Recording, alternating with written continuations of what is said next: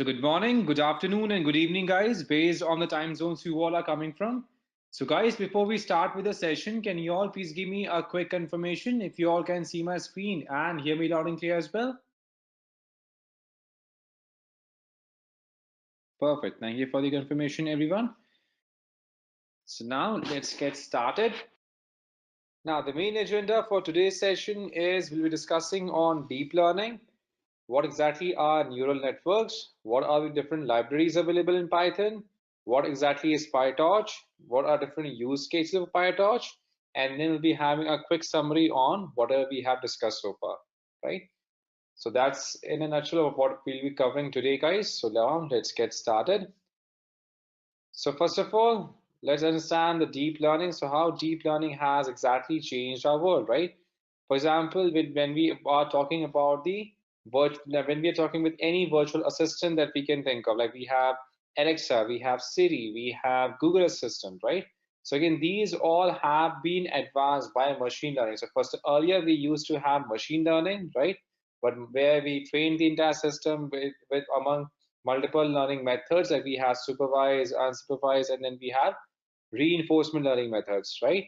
And then we have moved from machine learning now to deep learning, where we are training the entire system to be self-sufficient as much as possible. And in terms of deep learning, and it is applied in virtual assistant, when again we are building system to recognize faces, right? So now you must be seeing there are multiple camera applications who can recognize faces, right? Who can transform the faces based on age, on gender, who can classify the faces on the basis of age, gender as well, right? Age, gender, ethnicity of the entire faces here, right? They can define those, correct? And then we have all the recommendation systems, like for example, if we talk about social media platforms, if we have streaming applications, like we have Netflix, we have YouTube, right? So they all are learning from the user's behavior. They all are learning what exactly has been the pattern of users, right?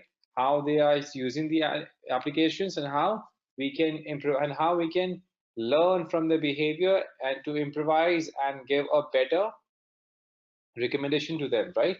So for a simple example is when we are watching videos over Netflix or YouTube, right? So earlier YouTube only analyzed, suppose how many videos we have watched, what are different type of videos that we have been watching. Suppose if we have watched 10 comedy videos, right?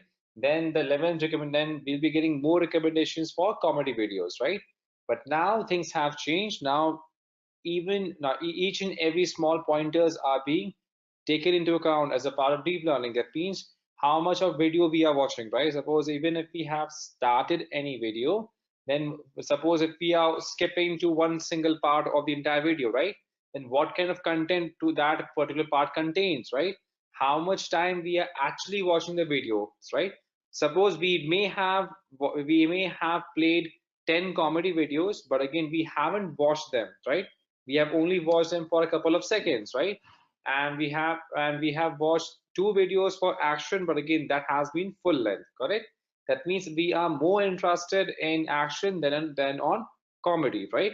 And again, even in terms of comedy, what kind of comedy do we like based on how many times we are pausing the videos, at which section we are pausing the videos, right? And again, for which particular actor we are watching the videos, at what time of day we are watching it, right? Suppose in the morning we have a different preference, right? And that too on the day as well.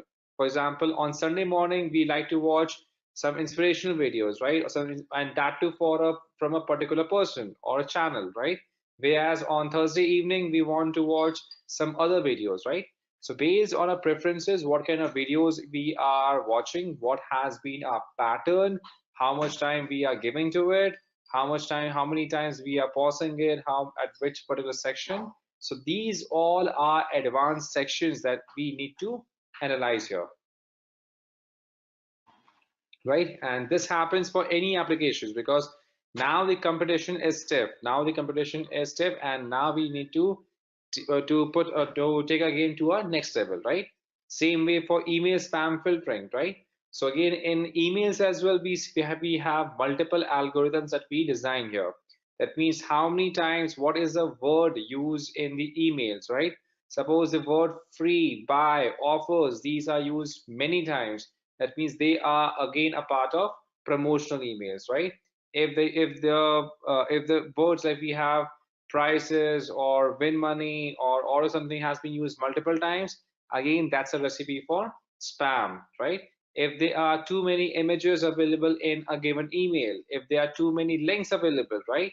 And when we talk about links, what is the content available in those links? Suppose we have added 5 links to our email, right? So it will not only analyze how many links are present in an email, but what the links which have been added, what is the content available on that particular link altogether, right? And how exactly it relates to the email that we have shared, right? And plus at what time we are sending the emails, what is in the subject line, from which particular server we have shared the email. So there are multiple pointers again which helps these mailing systems in segregating the emails that are important, genuine from these spam emails, right? And that's why Gmail has been so smooth, because again the algorithm used there for the entire deep learning used there is much smoother and more accurate as compared to other platforms, right? Because it knows what kind of email and what kind of algorithm has to be applied for sorting these things out, right? So these are some of the small use cases through which the entire system is being changed by using deep learning, right? And that's how important deep learning is, especially nowadays, if we talk about different solutions that we are using daily basis, on a daily basis here, right? So next is we have deep learning. So first of all, let's start by having a good understanding of what exactly deep learning is, right? So first of all, we have artificial intelligence as a domain for data, right? So artificial intelligence is simply making the entire machines and programs intelligent. Now, when we talk about intelligent, suppose we have given the system a small command to calculate x plus y, right? But before calculating x plus y here, now system recognize that it needs to cleanse x first, right? It needs to convert x to some other values before it can add up x plus y, correct? So again, these things have to be analyzed first, right? For example, we have mentioned x as 9 and y has been mentioned as 8, but that too in the alphabets, right?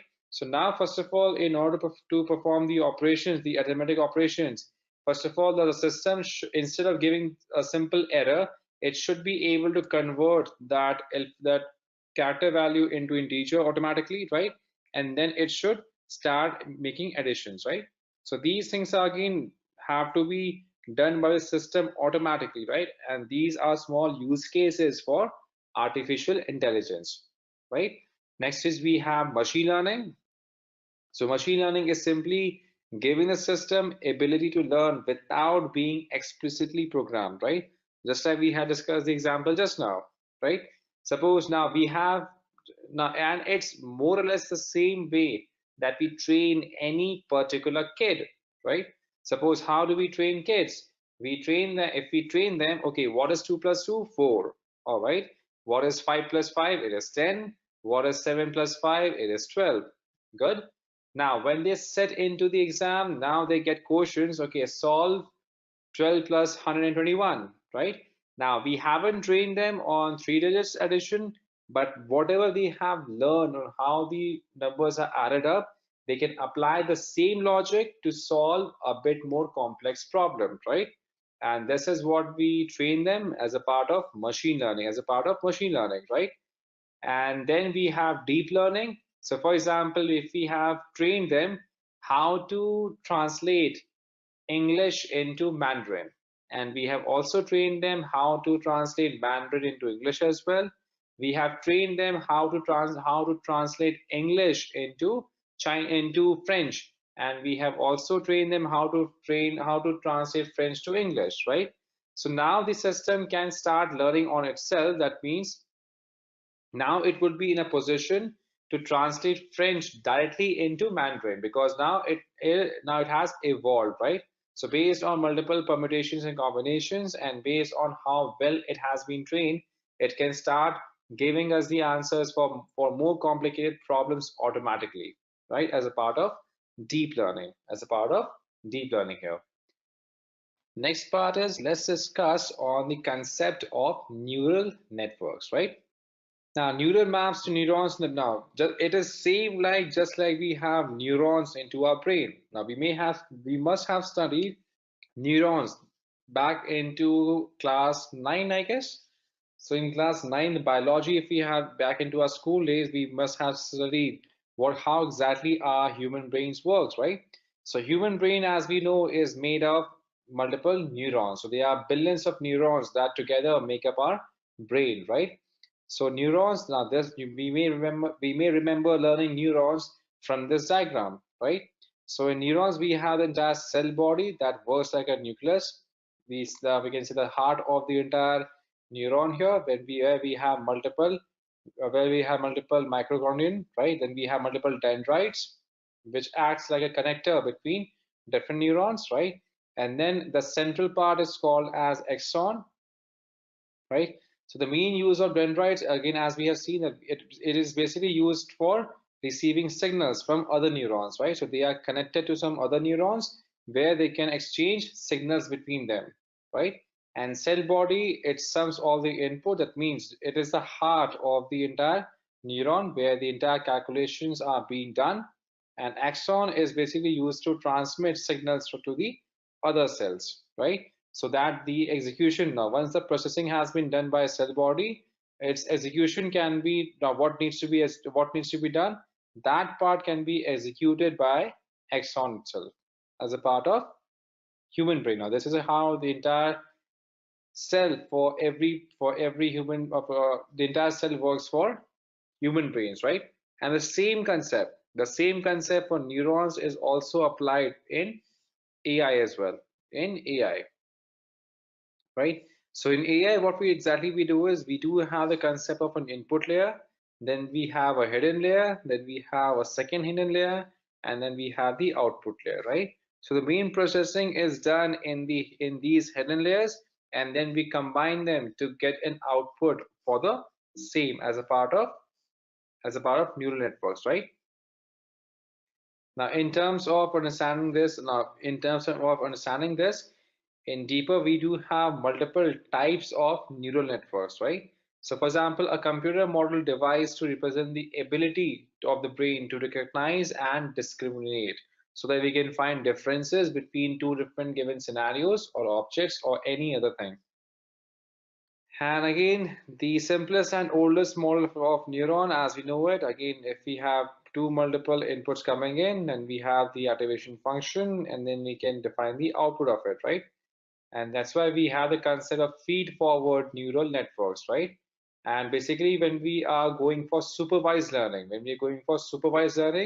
we basically use feed-forward network. Now, when we are talking about supervised learning, that means we are training the system based on the data, right? Just like for example, if we are training any system, what is 2 plus 2? 4. What is 7 plus 5? 12. What is 9 plus 2? It is 11, right?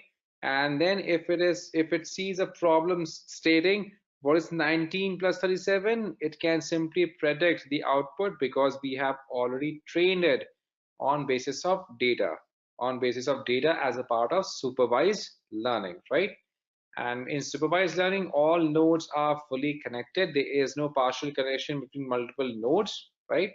And this is basically used when data is neither sequential or nor it is time dependent, right? Because again, when we talk about time dependent, we simply mean data is not getting changed. Data is not getting changed even as per the time is allocated as well, right?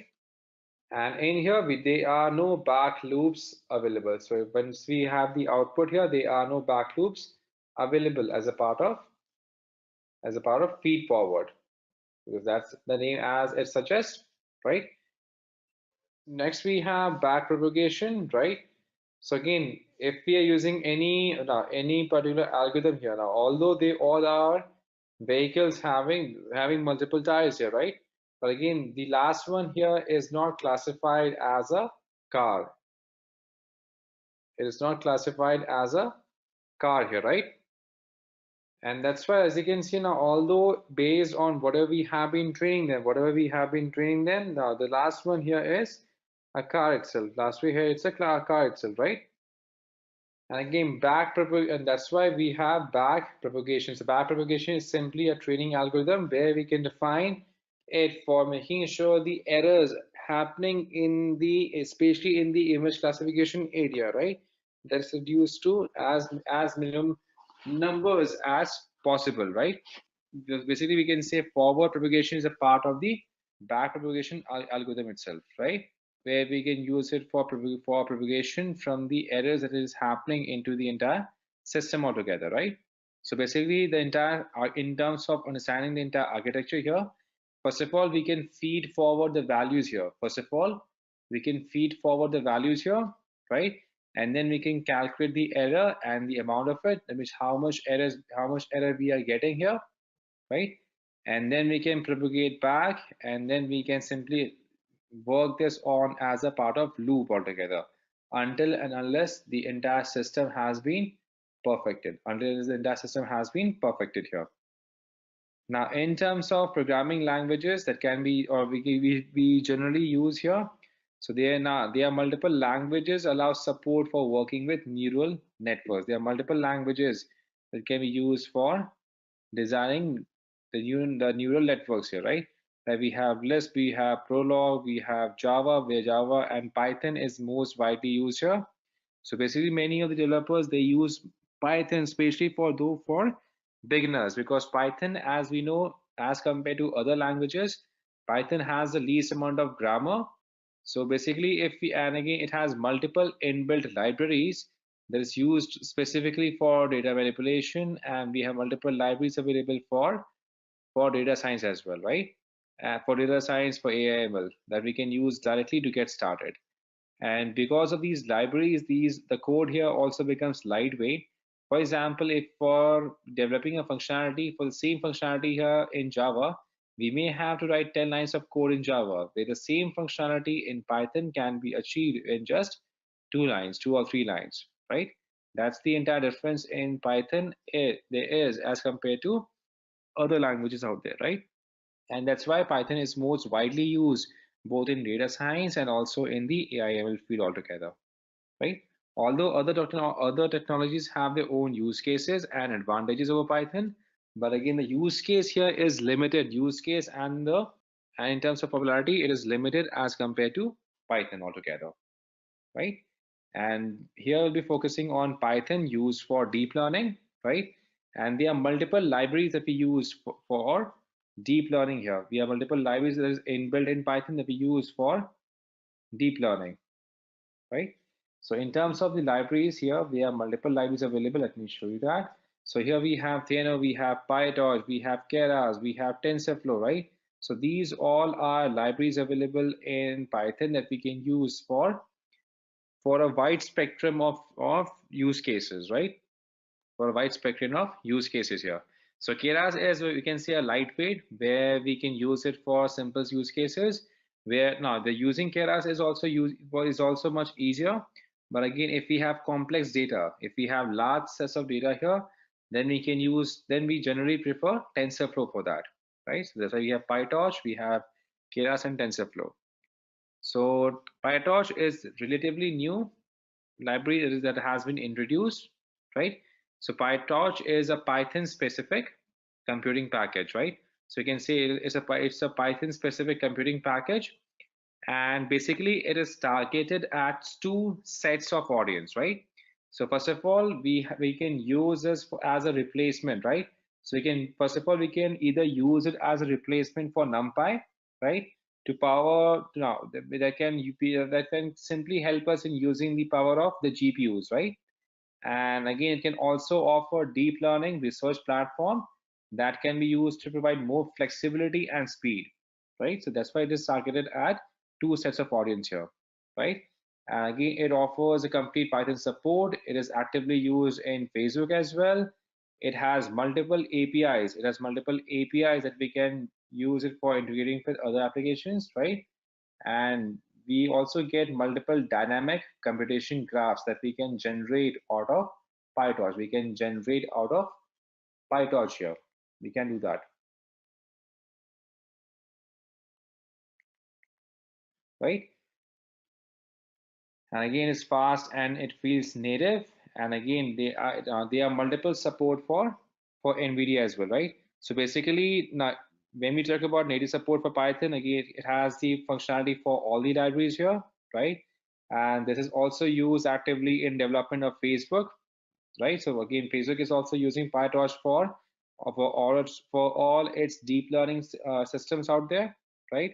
And again, there are multiple APIs available where we can use it, we can say much easily for when we are integrating this with other solutions, right? And then we have dynamic graph creation that we had discussed already. Then we have PyTorch. So again, PyTorch again is fast and reliable. And again, it supports COD and NVIDIA, right? So basically in here, it simply decreases the time required to run the code, and it simply increases the overall performance of the entire system, supporting the NVIDIA platform here, right? And PyTorch is simply a cousin of the Lua-based Torch frameworks. And again, it is not a simple set of wrappers to support popular language, right? And that's why it is again, it is one of the main driving factors even for Facebook for its entire deep learning systems out there, right? Now, in terms of the major PyTorch components, now let's discuss on these here. Now we do have multiple concepts here that we have to discuss step by step. So first of all, we have tensors.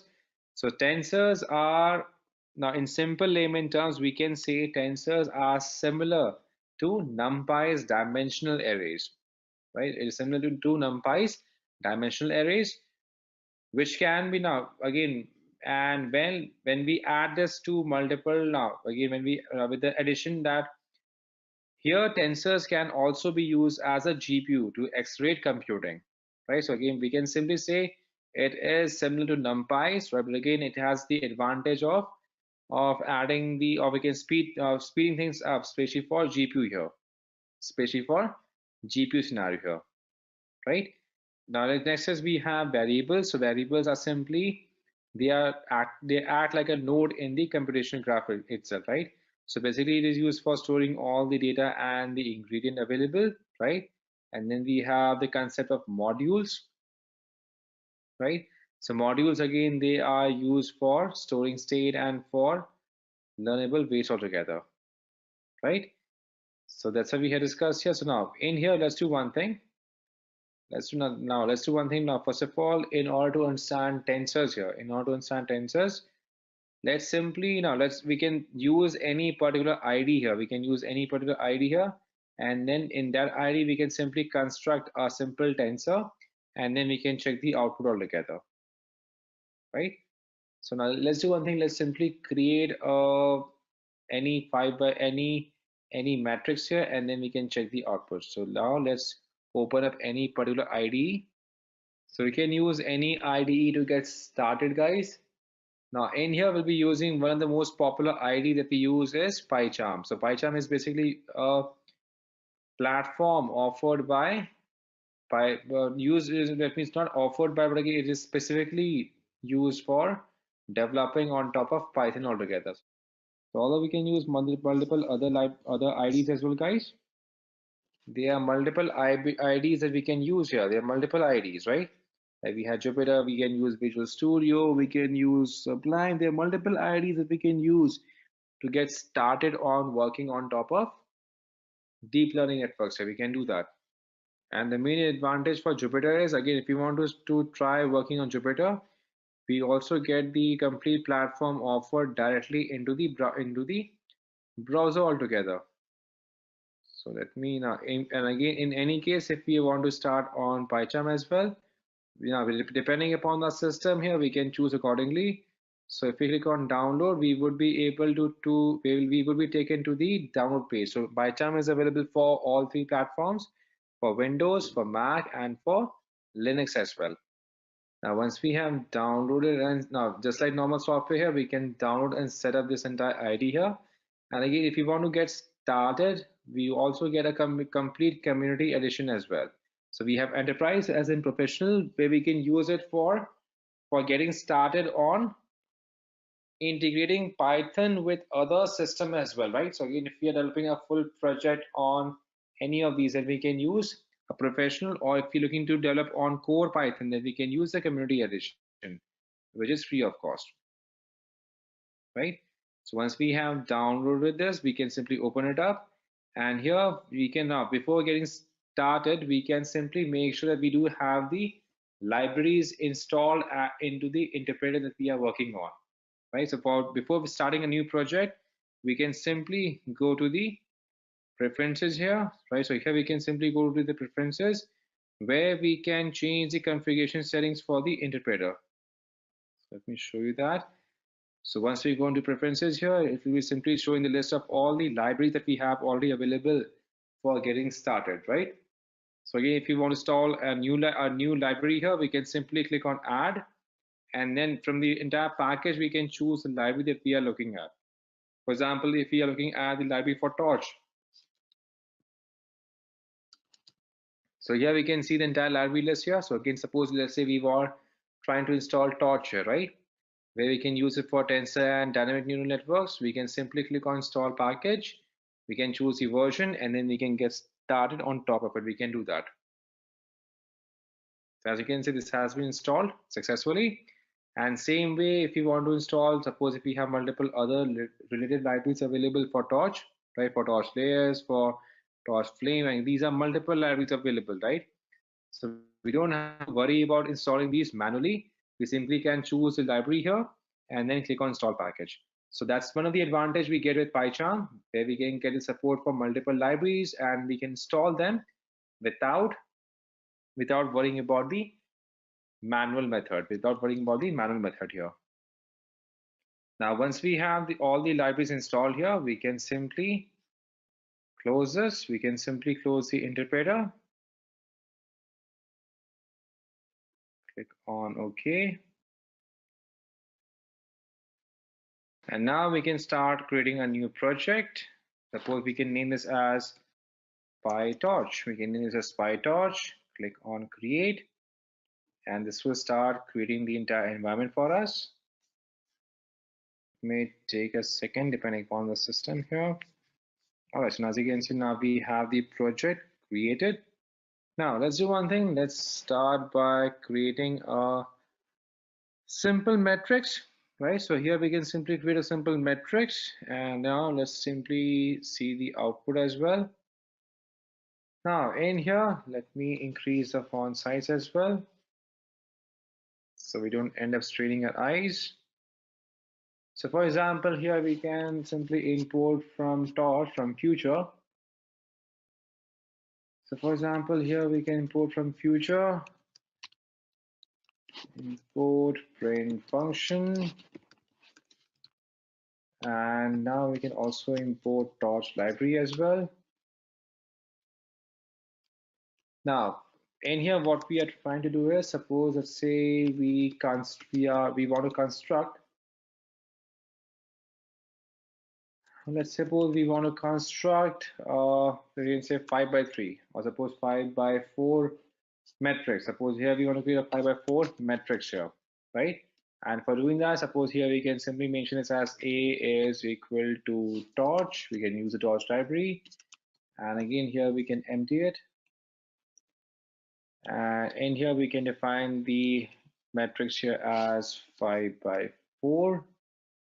We can find the library here, and in here we can simply print X, or we can say print A that we have specified here, right? And again, same way, suppose if we want to randomly initialize a matrix here, suppose let's say we want to randomly initialize a matrix here, we can simply define the output altogether as well. So now same way, if we want to randomize, suppose if we want to construct a randomly initialized matrix, right? So for example, here we also want to create let's say suppose randomly initialized, right? Initialized matrix, right? So again, we can simply use, suppose here we can specify this as suppose A. Again, here we can use the torch library, and again, since we are using this for randomized, we can again specify 5 by 4, and then now here we can simply specify the print A here, right? And suppose let's say we want to construct a tensor. If you are looking to construct a tensor as well, suppose that here we are looking to construct a tensor that we had discussed, right? We had discussed the concept of tensor as well. Again, we can specify here, suppose again, we can use the torch library here as tensor, and then we can specify, right? Suppose here we're looking for 5 by 4, right? And then suppose not exactly 5.4 here, suppose here now when we are using tensor here, we can specify this as 5.5, and then we can specify 4 here as a part of value, and then we can print here again, right?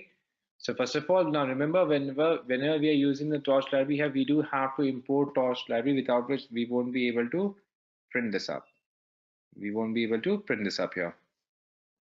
And suppose same way, suppose if we want to override any particular data type as well, if we want to override any existing data type, we can also do that, right? So for example, here we are looking to override a data here, right? For example, let me show you how to type that up here as well. Same way, if we are looking for override data type here, we can simply specify again. Suppose here we have one data type as torch, right? Yeah, we can again use the torch as the same torch library here. Now in here we can use the same random, and then here we can specify, suppose say if you're looking to change it. Now suppose say here we are looking to change the data type here, right? For example, like suppose if we are defining this for X here, and now we want to change the data type to something else, right? We can specify that. Suppose let's say we are looking to change it to the float value. We are looking to change it to float value here, right? We can specify that again, then we can simply start printing A as well. Depending upon our requirement, we can change accordingly. We can change accordingly here. Same way, if you want to change it to float, or if you want to change it to double, we can do accordingly. We can do that accordingly. And now if we have to talk about how exactly we can train a neural network, right? So basically, whenever we are creating a neural network, there are multiple processes that we have to take care of, right? So first of all, we can define the entire neural network here, right? And then we can iterate over a given data set. Then we have to process the input here. Then we can compute the loss incurred. Then we can propagate gradients back. And then at last, we can update the weights altogether, right? And again, for updating a weight here, we can simply define weight minus learning rate multiplied by the gradient that we have, right? When we simply propagate the gradients back as a part of our entire process for creating the neural network here, right? And basically now in terms of, first of all, we have torch sensor. So now in torch sensor, it's simply a multi-dimensional array with support for AutoCAD operations, like we have for backward. Then we have in the NN module, we have the entire, now it is simply a neural network module for encapsulating parameters, right? And then we have parameter, again, it's simply a tensor which is registered as a parameter, right? And then we have AutoCAD function. It simply helps us in implementing forward and backward of definitions as a part of AutoCAD definition altogether, right?